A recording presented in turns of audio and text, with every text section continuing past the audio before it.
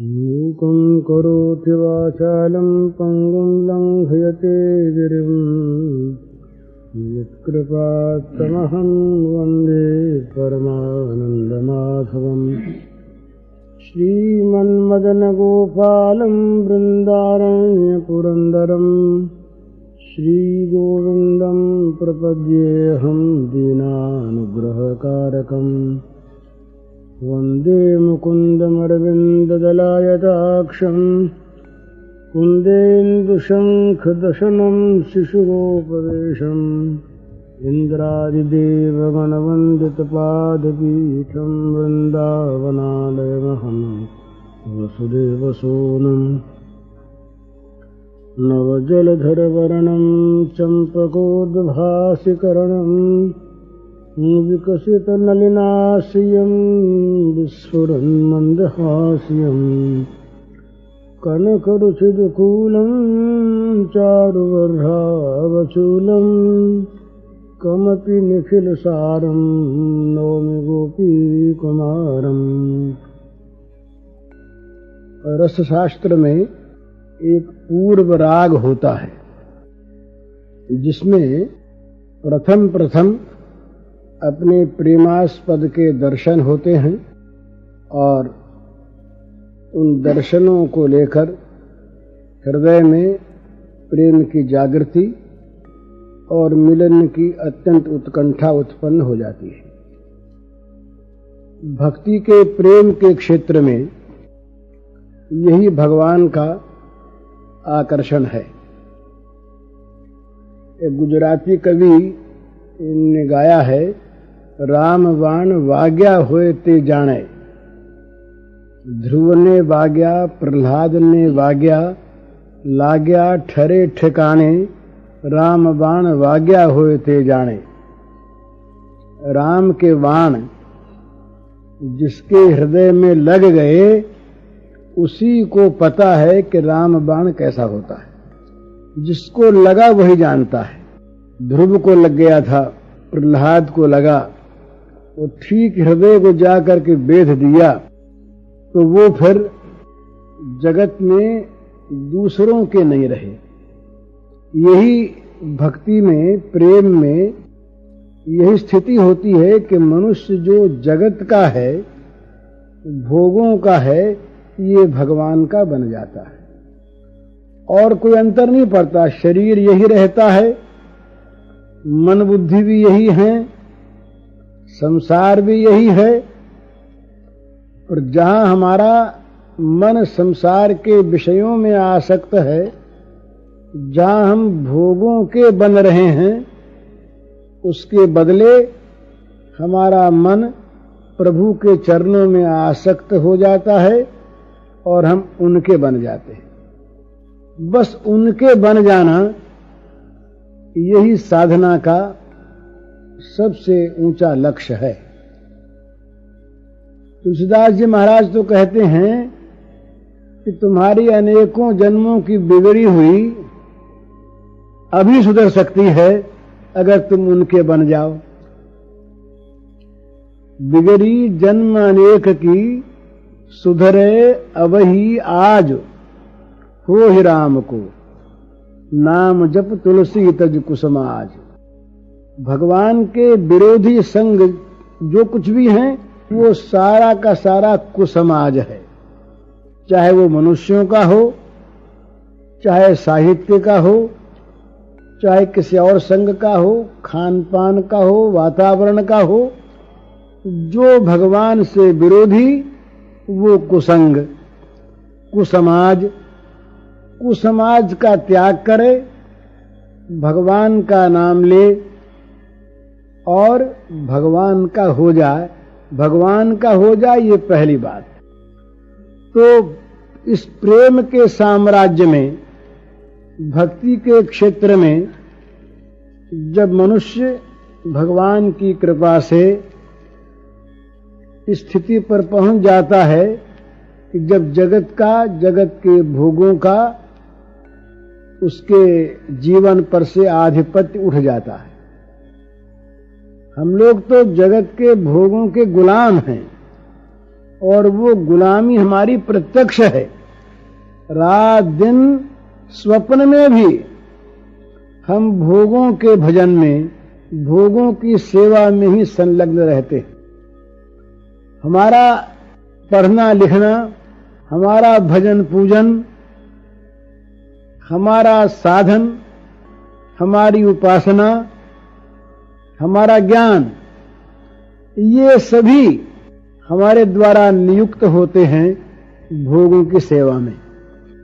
ये जो भोगों की गुलामी है, ये जो संसार का दासत्व है, इस दासत्व से छूटकर हम भगवान के हो जाएं, ये साधना का लक्ष्य है।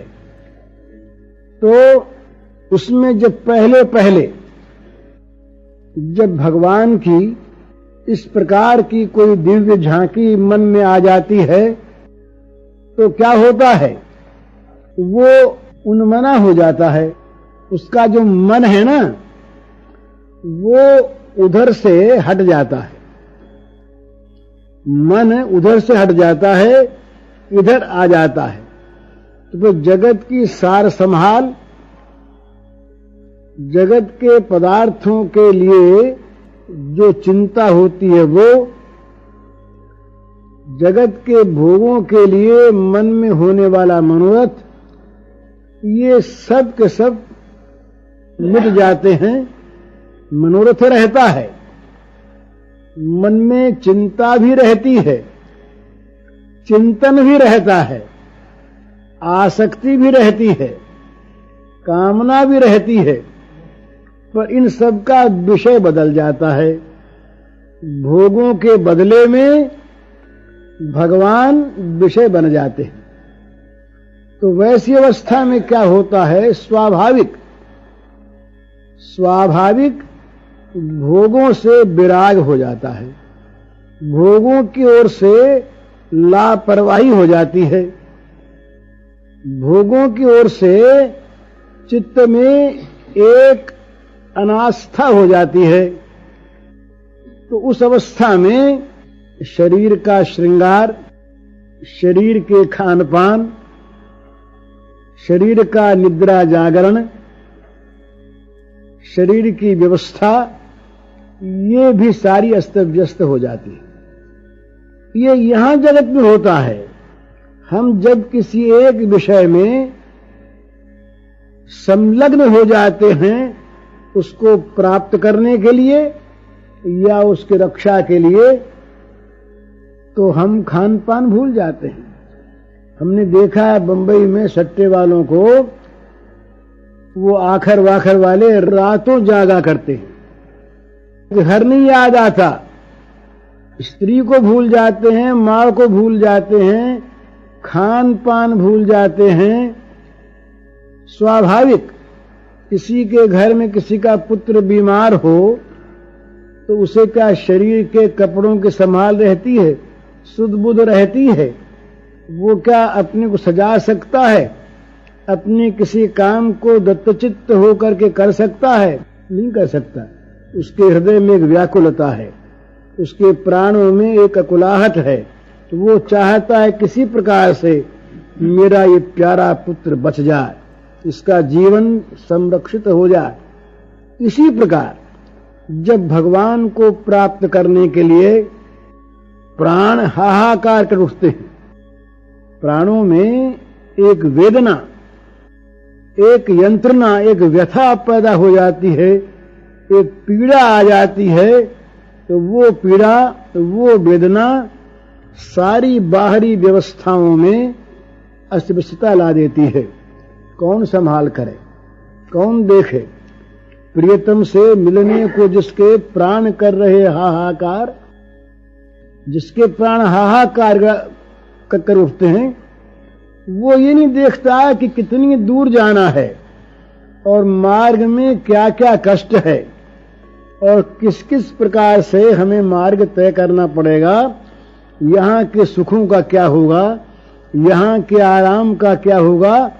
ये सारी बातें वो भूल जाता है और वो बस पागल सा होकर दौड़ पड़ता उस तरफ। उस दौड़ पड़ने का अर्थ दौड़ना ही नहीं है, दौड़ता है मन, शरीर चाहे एक जगह पड़ा रह जाए, अवसन्न हो जाए, मूर्छित हो जाए, उसका शरीर का भान न रहे। तो अभी जो आपने ये सुनाना पद, ये श्री राधिका जी के पूर्व राग का पद है। श्री कृष्ण को प्रथम बार देख करके उनकी क्या स्थिति हुई है, इस स्थिति का इसमें जरा सा दिग्दर्शन है। और ये स्थिति प्रत्येक साधक की, जो भी भगवान की तरफ आकृष्ट हो जाता है, होती है। चैतन्य महाप्रभु न्याय शास्त्र के महान पंडित, न्याय के पंडित, जहां भावुकता को स्थान नहीं है, जहां तर्क ही तर्क है। न्याय में भावुकता नहीं है, श्रद्धा नहीं है, वहां तो केवल तर्क है। न्याय के महान पंडित चैतन्य, निमाई पंडित उनका नाम था।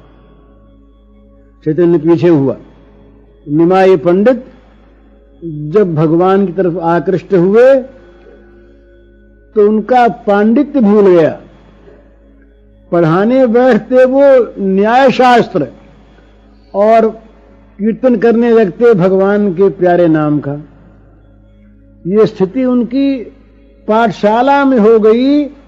विद्यार्थियों के सामने विद्यार्थी हंसी करने लगे कि गुरुजी पागल हो गए, गुरुजी को क्या हो गया। और जब वो ज्यादा आकर्षण हुआ तो विष्णु प्रिया देवी, उन्होंने उनका त्याग कर दिया और रात को विष्णु प्रिया को छोड़कर चल दिए। बुद्ध भी गए थे ऐसे ही। जब वहां की बुलाहट आती है और जब वहां के लिए प्राण छटपटाते हैं तो यहां का कोई बंधन उसे फिर बांध कर रख नहीं सकता। ये बंधन तो तभी तक हैं जब तक हम इन बंधनों को स्वयमेव बांध रखना चाहते हैं। कहते हैं छूटना चाहते हैं, पर बंधन छोड़ने के लिए हम नए नए बंधन लगा लेते हैं। गांठ खोलना चाहते हैं और गांठ को और गहरी कर लेते हैं, चाहे वो किसी नाम से करें। लेकिन जब वो भगवान की तरफ, वहां की तरफ चित्त में एक आकर्षण पैदा हो जाता है, उसके बाद ये गांठें अपने आप टूट जाती हैं। उनके गुणों की, उनके सौंदर्य की मन में झांकी हो जानी चाहिए। आत्मा रामाश्रमणया निर्ग्रंथारप्युरुक्रमे कुर्वंत हेतु की भक्ति मिथुम भूत गुणो हरि। भागवतकार कहते हैं कि संसार के मामूली विषयों की तो बात ही क्या है, जो आत्मा में रमण करने वाले मुनि लोग हैं, आत्माराम मुनि, और जिनके हृदय की सारी ग्रंथियां टूट चुकी, अथवा जिन लोगों ने ग्रंथों का भार उतार दिया। ग्रंथों का भी एक भार होता है। ग्रंथों का भार उतर गया या सारी गांठें खुल गईं। इस प्रकार के जो आत्माराम मुनि हैं, वे आत्माराम मुनि भी कुर्वंत हेतु की भक्ति, बिना किसी कारण के भगवान की प्रीति करने को, भक्ति करने को बाध्य होते हैं। क्यों होते हैं? इत्थम भूत गुणो हरि। उन भगवान में इस प्रकार के गुण हैं कि उन गुणों की झांकी होते ही वो अपने आप को अपनी स्थिति में रख नहीं सकते। तो भगवत कृपा से, भगवान के अनुग्रह से, अच्छे प्रेमी पुरुषों के संग से यदि हमारा मन कभी भगवान की तरफ खिंच जाए, कभी उनकी किसी प्रकार की झांकी हो जाए, तो ये सर्वोत्तम साधन है। ये फिर मनुष्य के ये किसी प्रकार के जो बाधा विघ्न हैं, ये रहते नहीं। बस मन उस तरफ एक बार खिंचना चाहिए। मच्चित्त सर्वदुर्गाणि मत प्रसादा तरिष्यसि। मच्चित्त, बस भगवान में चित्त हमारा आकर्षित हो जाए, भगवान की ओर चित्त खिंच जाए, इसके बाद जितनी भी मार्ग की बाधाएं हैं, जितने भी विघ्न हैं, वे सारे विघ्न भगवान की कृपा से अपने आप लांघे जा सकते हैं। भगवान ने स्वयं कहा, मत प्रसादात् तरिष्यति, मेरी कृपा से तुम्हें लांघना पड़ेगा नहीं उनको। पंगुम लंघयते गिरम, पंगुल आदमी भी पहाड़ को लांघ जाए उनकी कृपा से। उनकी कृपा से क्या नहीं हो सकता। तो भगवान की तरफ हमारे चित्त का आकर्षण हो, इसीलिए ये भक्ति का श्रवण पहले होता है। भगवान के गुणों का श्रवण, ये दो चीज बड़ी आवश्यक है भला मनुष्य के लिए साधना में, श्रवण और कीर्तन, सुनना और कहना। श्रवणनी और कथा नहीं सुनी हो, रसना और न गई हूं, ये दो चीज। तुलसीदास जी महाराज ने प्रतिज्ञा कर ली कि अपने जीवन में मैं कानों से दूसरी बात सुनूंगा नहीं और जीभ से दूसरी बात कहूंगा नहीं। परम साधन है ये, जिसकी जिह्वा निरंतर भगवान का नाम गुणगान करती रहे और जिसके कानों में निरंतर भगवान के नाम गुण आते रहें, उनसे बढ़कर कौन भाग्यवान होगा। कान सार्थक हो गए, वो वाणी सार्थक, वाणी गुणानुकथने श्रवणु कथायाम, वो वाणी सार्थक हो गई, वो श्रवण सार्थक हो गए।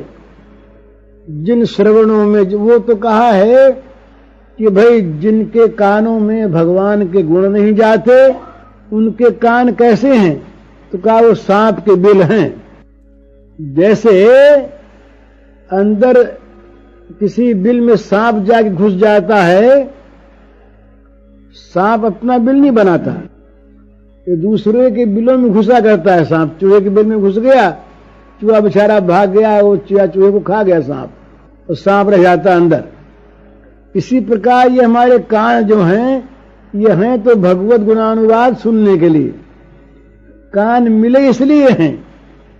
और कानों को अगर हमने सुनाया संसार का स्वरूप, भगवान की निंदा, भगवत विरोधी बातें, तो क्या होगा कि अंदर जा जाके सांप घुसते हैं। फिर इस सांप का बिल बन गया वो कान, जिस कान में भगवान का गुण न जाकर संसार की बात जाती है। और जीभ के लिए कहा कि वो जीभ तो मेंढक की जीभ है। बरसात में सुना होगा मेंढक कर बहुत बोला करते हैं।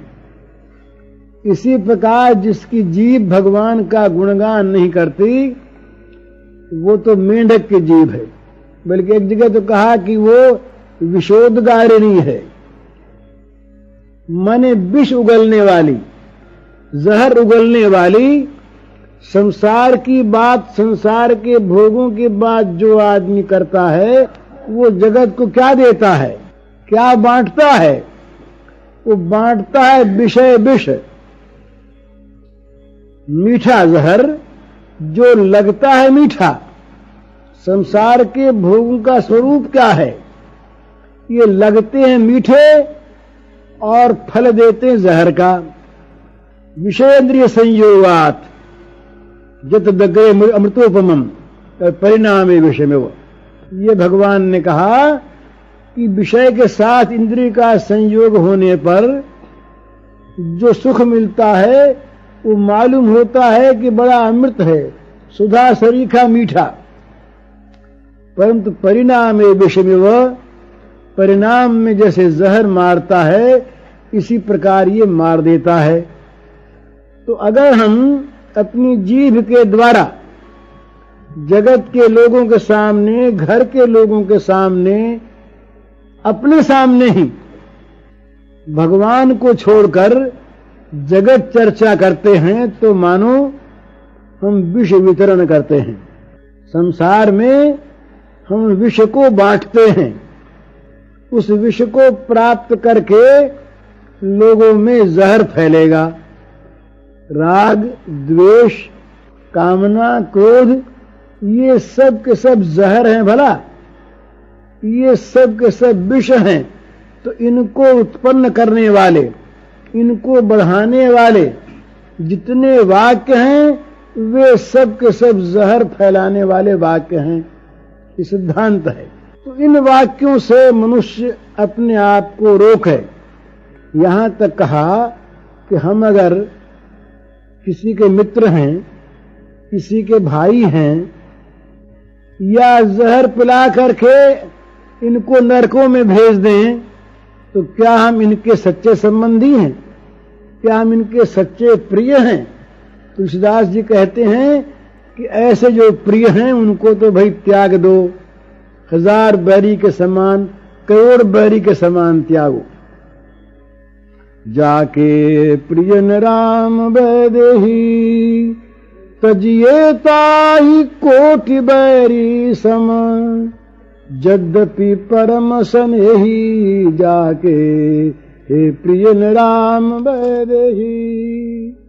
पिता तजो प्रहलाद, विभीषण बंधु भरत महतारी, बलि गुरु तजो कंत ब्रज बनितनी, भय जग मंगलकारी, जाके हे प्रियन राम वैदेही। तजिए ताहि कोटि बैरी सम, यद्यपि परम सनेही, जाके हे प्रियन राम वैदेही। तुलसीदास जी कहते हैं कि जिनको भगवान सीताराम प्रिय नहीं हैं और जगत के भोग प्रिय हैं, जो भोगों में लगाना चाहते हैं भगवान से छुड़ाकर, ऐसे जो परम स्नेही हैं वे भी करोड़ों बैरियों के समान त्याज्य हैं। प्रहलाद ने पिता का इस क्षेत्र में त्याग कर दिया। पिता के कहने से प्रहलाद ने जहर पी लिया। पिता के कहने से प्रहलाद हाथियों के पैरों के नीचे कुचल जाने के लिए गिर पड़ा। पिता के कहने से प्रहलाद जाके आग में बैठ गया। सारी बात मान ली, पर पिता ने कहा कि भगवान को छोड़ दो। ये बात नहीं मानी। इस बात में उसने पिता के संबंध का परित्याग कर दिया। पिता तजो प्रहलाद, विभीषण बंधु, विभीषण ने राम का संबंध बनाए रखा, रावण का त्याग दिया। भरत महतारी, भरत जी ने माता कैकेयी का त्याग कर दिया, और राजा बलि ने गुरु शुक्राचार्य की बात नहीं मानी, और ब्रज की श्री गोपांगनाओं ने पतियों का परित्याग कर दिया। तो भय जग मंगलकारी, आज तक ये जगत का मंगल करने वाले हैं। तो मेरे कहने का ये अर्थ कोई न समझ ले कि मन में कोई बात विपरीत हुई तो इन सबका हम त्याग कर दें या इन सब की सेवा करना छोड़ दें, ये मतलब नहीं है। ये तो केवल भगवान के साथ संपर्क करने में यदि कोई हमारा बाधक है तो वो बाधक अगर प्राण है तो वो प्राण भी त्याज्य है। जरि जाहु सो जीवन जान के नाथ, जिए जग में तुम्हारो बिन है। जो जीवन तुम्हारा नहीं हो गया उस जीवन में आग लग जाए। केवल माता पिता भाई की बात नहीं, वो धर्म में आग लग जाए। सो सब धर्म कर्म जरि जाहू, जहन राम पद पंकज भाऊ। सो सब धर्म कर्म जरि जाहू, जहन राम पद पंकज भाऊ। जहां राम के चरण कमलों में भाव नहीं है, प्रेम नहीं है, इस प्रकार का जो धर्म कर्म है वो धर्म कर्म भी जल जाए। चहुन सुगति सुमति संपत्ति कछु, रिधि सिद्धि विपुल बड़ाई, हेतु रहित अनुराग राम पद बढ़ अनुदिन अधिकाई। तुलसीदास जी कहते हैं कि न तो मैं चाहता हूं सदगति, न मैं चाहता हूं सन्मति, न संपत्ति, न रिद्धि सिद्धि, और न संसार में सदा रहने वाली बहुत बड़ी कीर्ति। मैं चाहता हूं हेतु रहित अनुराग राम पद बढ़ अनुदिन अधिकाई। बिना हेतु का अहेतुक प्रेम भगवान के चरणों में दिनों दिन मेरा बढ़ता रहे। तो ये जो वस्तु भगवान से हमको अलग करे, वो अगर हमारी वाणी है तो वाणी विष फैलाने वाली, वो अगर हमारा जीवन है तो जीवन हमारे लिए विष है, वो अगर हमारे कोई पदार्थ हैं तो पदार्थ हमारे बैरी हैं। तो इस प्रकार से जब साधना के मार्ग में मनुष्य चलता है वास्तव में, तब उनको भगवत विरोधी विषयों से स्वाभाविक लापरवाही हो जाती है, स्वाभाविक उनसे मन हट जाता है, स्वाभाविक उनसे ममत्व हट जाता है, स्वाभाविक उन पर से मालिक की अहंता हट जाती है, तब उसे स्वाभाविक शांति प्राप्त होती है। विहाय कामान ये सर्वान पुमाश्चर्त निष्प्रयो निर्ममो निरहंकार स शांति मधिगच्छति। बस उसको शांति मिलती है जो सारी कामनाओं का परित्याग कर दे, जो निष्प्रिय होकर जगत में विचरे, कहीं जिसकी ममता न रहे, जिसका अहंकार न रहे। तो जो भगवान के प्राप्ति के लिए भगवान के मार्ग में बढ़ता है, उसका जगत में न ममत्व रहता है, न अहंकृति रहती है, न आसक्ति रहती है, न स्पृहा रहती है, न कामना रहती है। स्वाभाविक वो उस तरफ जहां आकर्षित हुआ मनुष्य, हम लोग अभी उस तरफ आकर्षित नहीं हुए हैं। आकर्षित होने वालों को देखिए आप, उनकी गाथाओं को पढ़ते चैतन्य महाप्रभु, तुलसीदास, सूरदास, नंददास, मीराबाई, चैतन्य महाप्रभु, एक क्या जिन जिन को उधर से आकर्षण हुआ वो इधर से चले गए।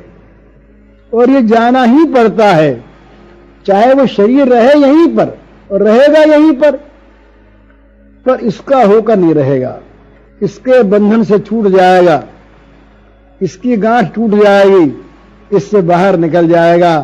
उस तरफ जा रहा है ना, वो उस तरफ जा रहा है, जहां उस तरफ गति हुई इस तरफ से हटा, उधर लगा इधर हटा, उसके सन्मुख हुआ यहां पीठ हुई। अभी तुमने भगवान को पीठ दे रखी है, सामने भगवान के नहीं आए, सामने आ जाते तो दशा रहती क्यों हमारी। वो सन्मुख हुए जीव मुहि जबहि, कोट जन्म अघनाश ही तबहि। भगवान के सम्मुख हो जाएं तो हमारे करोड़ों जन्मों के पाप अभी न कट जाएं, रहें कैसे। ये एक बड़ा विचित्र चमत्कार है महाराज। किसी के जीवन में जब होता है तब पता लगता है कि जहां बड़ा भारी मोह था, जहां बड़ी ममता थी, जहां बड़ा बंधन था, वहां बिल्कुल कट जाता है। उस तरफ देखने की कभी इच्छा नहीं होती, वो चीज याद नहीं आती, उससे मन बिल्कुल अलग हो जाता है और उस तरफ एकदम अनुरक्त हो जाता है। ये स्वाभाविक होता है। जगत में हम देखते हैं किसी विषय में हमारा मन अत्यंत संलग्न हो जाने पर अन्य विषयों से हट जाता है, लेकिन उसमें भी रहता नहीं। और ये भगवान का जो विषय है इस प्रकार का है कि इधर जो लगा वो इधर से हटेगा ही हटेगा ही। वो लगने का जब मन में निश्चय हो जाता है, हट जाता है। वेदांत की प्रक्रियाओं में साधन बताए हैं पहले 4, उनका नाम है साधन चतुष्टय। उसमें सबसे पहली चीज है विचार, विवेक। यदि विवेक हो गया तो वैराग्य होगा ही। विवेक का अर्थ क्या है? जगत के स्वरूप का और भगवान के स्वरूप का अंतर समझ में आ जाए। ये मनुष्य जान ले कि हम जिसको अमृत समझ के सेवन कर रहे थे वो तो जहर था, हम जिसको नित्य मान करके सेवन कर रहे थे वो तो मौत है, मौत के मुंह में बैठी हुई चीज है। हम जिसको पवित्र मानते थे वो महान अपवित्र है। हम जिसको सुख मानते थे उसका नाम सुख है पर है महान दुख। इसका नाम विवेक। अविद्या क्या करती है? विपरीत दिखाती है, और विवेक क्या करता है? यथार्थ दिखाता है। ये अंतर है। जगत में जो हमें सुख, शांति, पवित्रता, नित्यता, दिव्यता, पूर्णता ये भास रहा है ना, इसका अर्थ यही है कि हमारी आंखें, हमारा ज्ञान विपरीत दर्शी हो रहा है कुछ दिखता उल्टा। तो इसी उल्टेपन को, इसी विपर्य ज्ञान को हटाने के लिए विवेक की आवश्यकता होती है। विवेक क्या करता है? आंखों को बना देता है यथार्थ देखने वाली, जैसी वस्तु वैसी दिखती है। उसके बाद फिर जगत सुखमय नहीं दिखता, उसके बाद फिर भोगों में आकर्षण नहीं रहता, उसके बाद जगत में मन नहीं अटकता, स्वाभाविक बस इनसे विराग हो जाता है। और इनके विराग में एक सुख मिलता है। अभी जैसे इनके राग में और प्राप्ति में सुख है, उसके बाद विराग में एक रसानुभूति होती है। वैराग्य राग रसिको भव, ये कहा है श्रीमद् भागवत के महात्म्य में कि वैराग्य के राग के रसिक बन जाओ। उसमें एक रस है, विराग में एक रस है, उस रस के रसिक बनो। भोग रसिक नहीं, विराग रस रसिक। कौन बनता है विराग रसिक? जो भगवान के प्रेम में अनुरक्त है, उसको संसार के भोगों से विराग होता है। उस विराग में रसानुभूति होती है। रस तो है उनका प्रेम का, पर ये छूट जाता है ना, तो ये बड़ा अंतर है। भला इसके छूटने भी तुमको दुख होता है, छूटने की संभावना में दुख है, छूटने की बात सुनकर दुख। किसी से कोई कह दे कि तुमको इस घर से निकाल देंगे, निकलना पड़ेगा भाई, सुना हमने ऐसा, चाहे न निकलना पड़े पर दुख तो हो गया। अरे हमारा घर, निकलेंगे कैसे? और कहीं ये मन में आ जाए, समझ में आ जाए, इस घर से निकलने पर बड़ा सुंदर घर मिलेगा जहां सुख ही सुख है, इससे बड़ा सुख है, तो फिर चाहेगा जल्दी निकलें। आपत्ति क्या है? और निकलने में सुख होगा। ये विवेक है।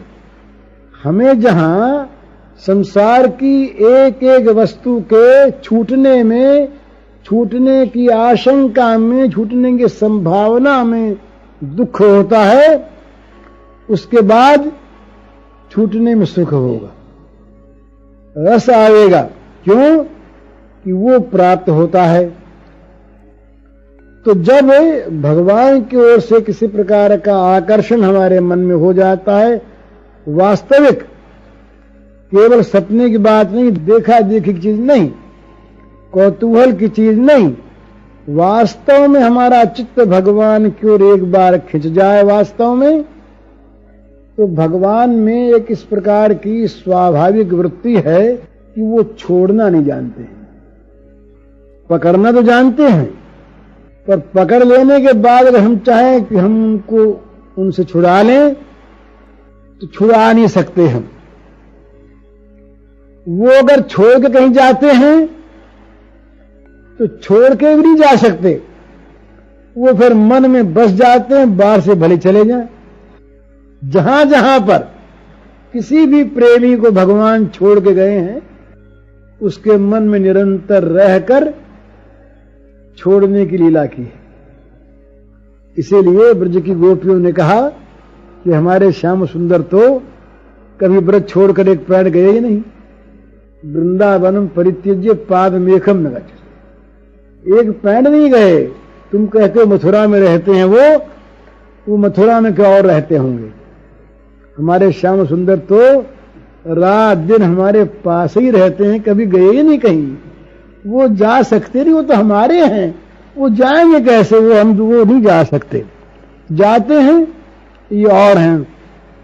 कल जन्माष्टमी है, कल या परसों जब होगी तो ये हम ब्रज के बाद अगर याद है सुनाएंगे आपको कि ब्रज के जो ठाकुर थे, ये भक्त लोग मानते हैं कि वो तो गए ही नहीं।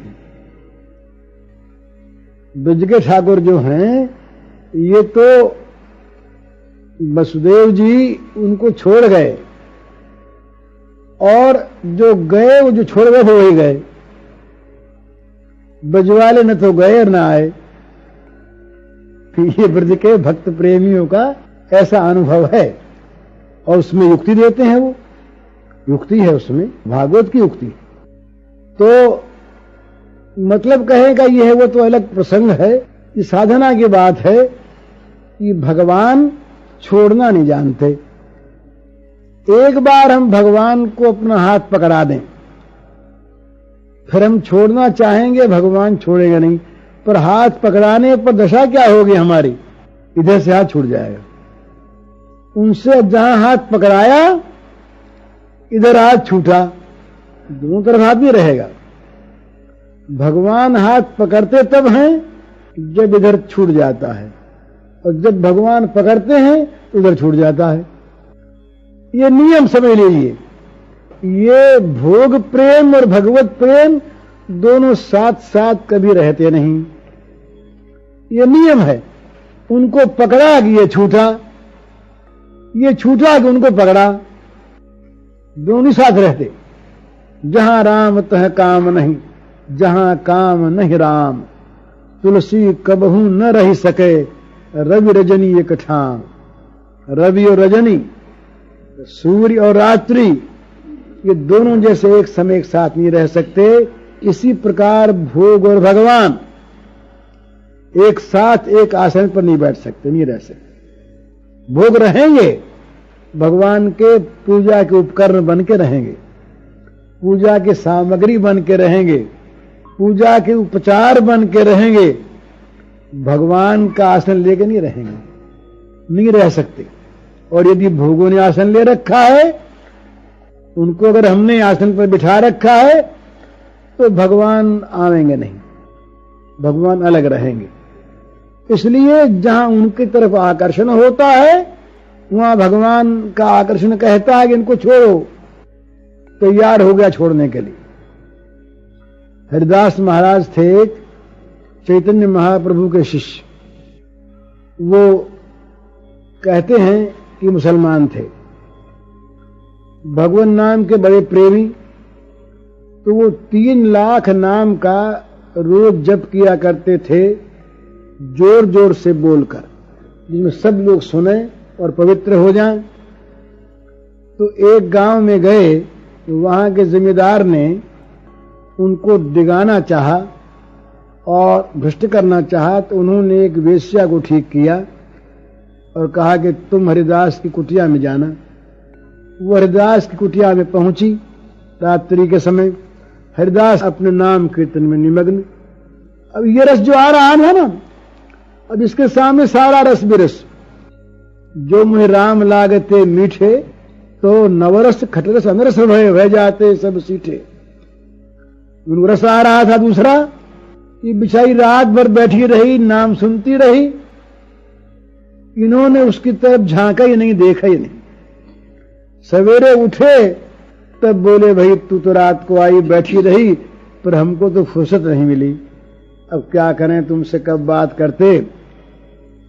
तो बोले फिर आऊं। बोले तुम्हारी इच्छा।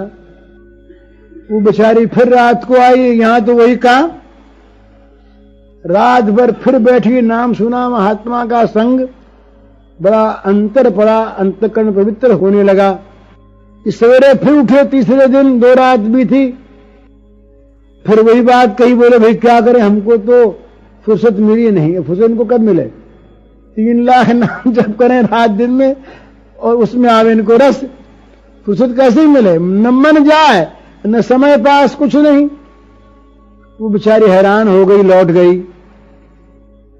उसके बाद जिम्मेदार ने बुलाया, भाई क्या हुआ? उसने कहा भाई मैं तो गई थी तो वहां बड़ा सुंदर कीर्तन होता, मेरा तो मन उसमें लग गया, वो मुझसे बोले नहीं तो मैं तो आगे बोला। अच्छा फिर जाओ। आज उत्साहित क्या, फिर गई। आज वो पवित्र होकर के आई, मन उसका पवित्र हो गया, आकर के बैठ गई, सुनने लगे। बड़े आनंद से भगवान नाम सुना रात भर। प्रातः काल उठते ही महाराज के और चरणों में गिर पड़ी। कहा महाराज मैं बड़ी पापिनी, मैं तो आपके महान व्रत को नष्ट करने आई थी, पर आप महान हैं, आप संत हैं, पर ये बताइए आपको क्या मिला हुआ है? आपको कौन सी वस्तु प्राप्त है जिसमें इतना रस आ रहा है कि आप किसी तरफ झांकती नहीं? तो वो रस बताइए। तो कहा भाई वो रस उसको मिलता है जिसको यहां का रस सारा विरस लगता है। तो बोले आप मुझको बताइए, मैं जो कुछ कहें सो तैयार। तो कहा तुम तैयार हो? बोले हाँ तैयार। तो कहा एक काम करो, घर जाओ तो जो कुछ तुम्हारे पास गहना कपड़ा लत्ता जमीन जो कुछ है सब लुटाकर फकीर बन के आ जाओ। अब वो सच्चा भाव आ गया था, फिर त्यागने में देर नहीं लगती, दुख नहीं होता। वो गई घर तो जा करके बस लुटाने में कौन देर लगती है? ये विलंब होता है भोग में, त्याग में नहीं होता। त्याग तो अभी कर दे, और त्याग की शांति में, त्यागा शांति अनंतरम, बस तुरंत सारा उड़ा उड़ू करके आ गई हरिदास जी महाराज के श्री चरणों में। बोले महाराज, बोले सब लुटाई? बोले सब लुटाई। कोई वासना इच्छा कामना? बोले कुछ नहीं महाराज, एक वही इच्छा है कि जो आपको मिला वो मुझे मिल जाए। परीक्षा हो गई, अधिकारिणी हो गई। उन्होंने अपनी माला जो थी तुलसी की माला दे दी और अपना आसन दे दिया। क्या हम तो अब जाते हैं, ये कुटिया रही और ये तुलसी की माला और ये आसन, तो श्री कृष्ण का नाम जपा करो, बस ये सबसे बड़ा धन है हमारे पास, यही है, इसका रस तुम्हें आने लगेगा। तो निहाल हो गई, मिल गया मंत्र। तो इसी प्रकार से जब उधर का आकर्षण होता है, कांच के मंदिर में कुत्ता घुस जाए, दर्पण लगे हुए चारों तरफ, क्या देखेगा? तमाम कुत्ते कुत्ते, भूखेगा कुत्ता, सामने भूखता दिखेगा, भूखता भूखता मर जाएगा। ये दशा यहां पर है। तो ये अपने को हमने अपने आप बांध रखा है, किसी ने बांधा नहीं। जब उधर का आकर्षण हुआ सच्चा, तो न इसे टूटने में देर लगती है, न टूटने में डर लगता है, और न इसके टूटने में किसी प्रकार की बाधा आती है, अर्चना आती, कुछ नहीं आती। असल में सच्ची बात तो क्या है, ये टूटे हुआ है, जबरदस्ती पकड़ रखा है। यहां का कुछ भी मरने वाले साथ जाता है क्या? यहां का ये घर द्वार, ये हवेली, मकान, नोरा, जमीन, कपड़ा लत्ता, पेटी, गहना कपड़ा, भाई बंद, ये सब संबंधी क्या होता है? बस सम्मिलन नयनी और नहीं किंचित अस्ति, भोज प्रबंध में आता है। आंख मूंदी की कुछ भी नहीं, पंडित जी ने समस्या पूर्ण कर दी। आंख मिची की कुछ भी नहीं, जब तक खुली आंख तब तक सारा। तो अंत ही तो ही तजेंगे पामर, तू न तजे अवही ते। ये छूटा ही हुआ है, छूटने ही वाला है। इसको लेकर के और इतना मोह, इतना आकर्षण, इतनी ममता, ये क्यों?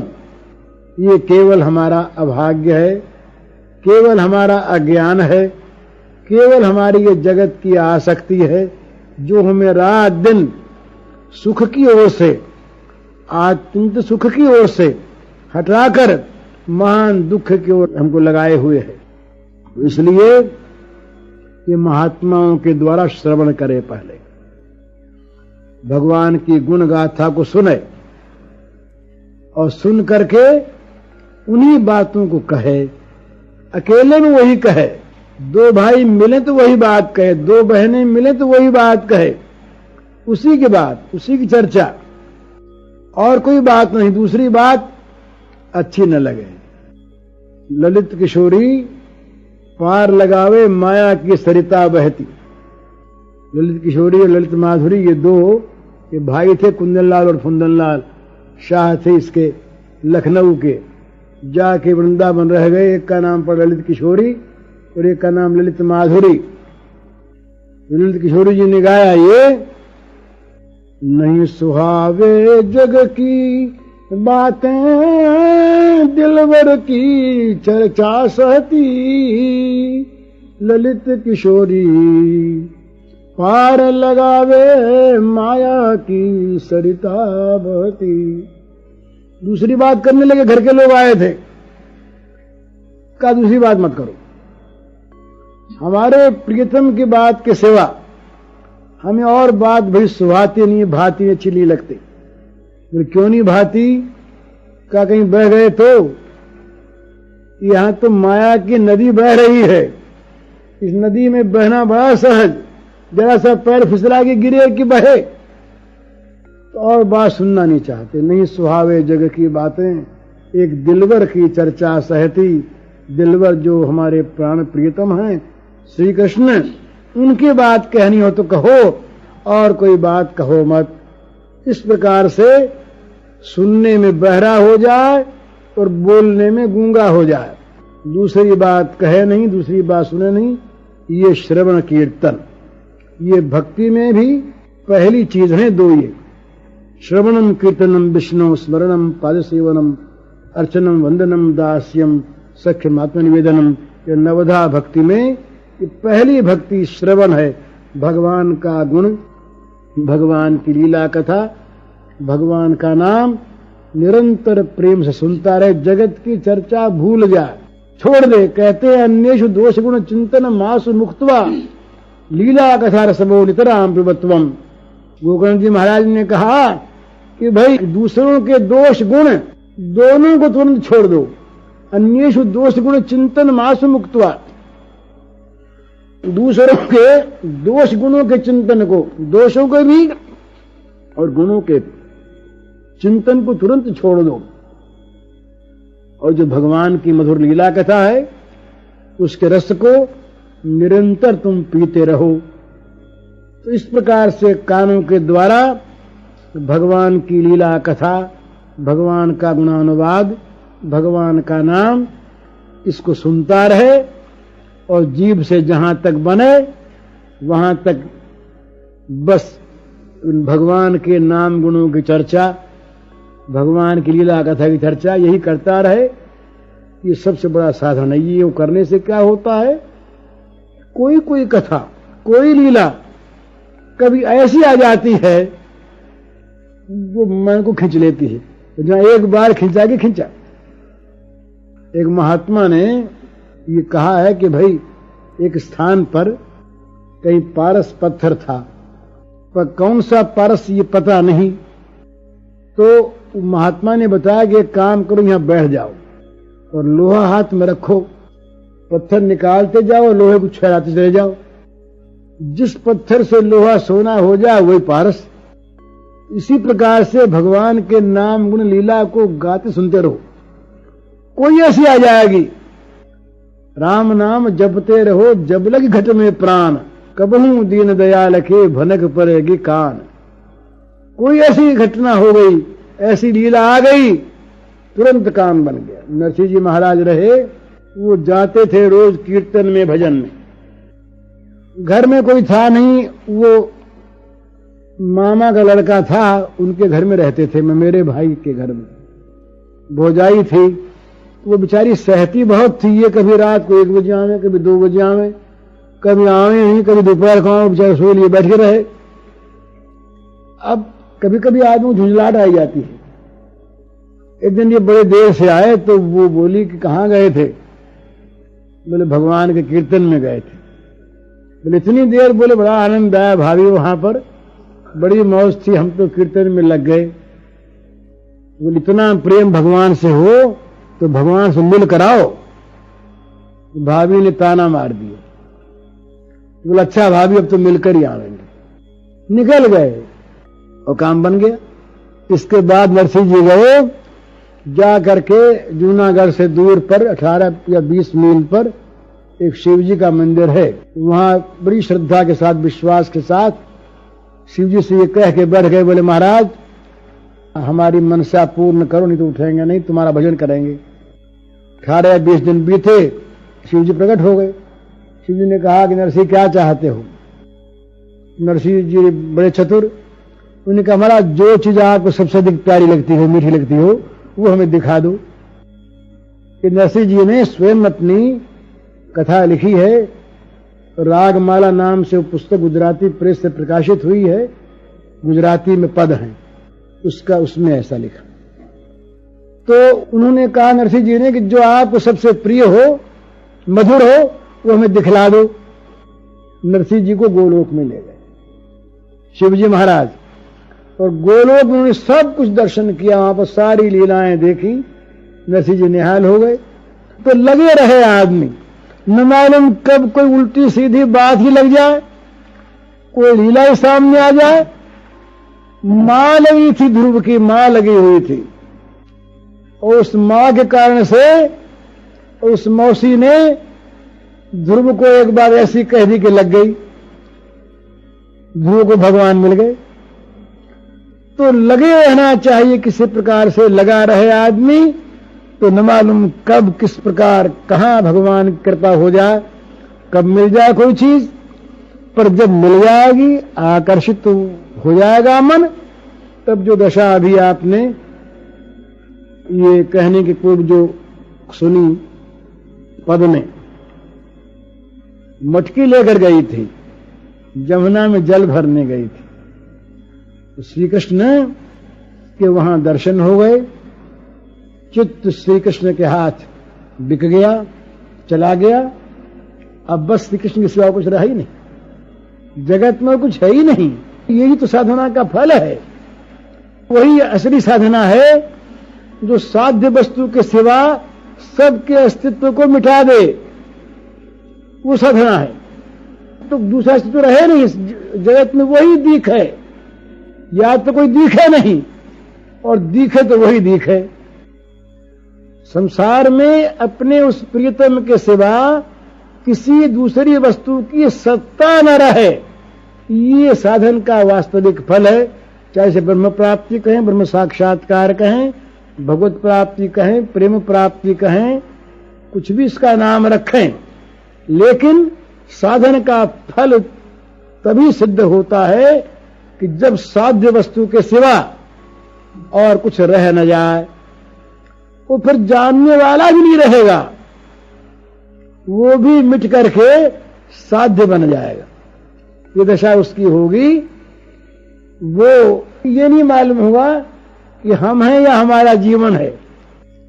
जानी ना परे कछु, कान है कि प्राण है, ये पता नहीं लगता कि जीवन है या श्री कृष्ण है।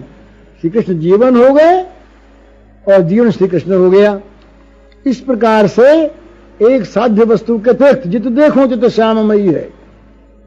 वसुदेव सर्वमिति स महात्मा सुदुर्लभ है, जगत में सर्वत्र जगत का दर्शन न हो, केवल एकमात्र अपने प्रेमास्पद श्री कृष्ण का, भगवान का जो अपना इष्ट हो उसी के दर्शन हो। रात दिन उसी के, सोने में, जागने में, स्वप्न में, वन में, घर में, जंगल में, स्मशान में, महल में, सब जगह एकमात्र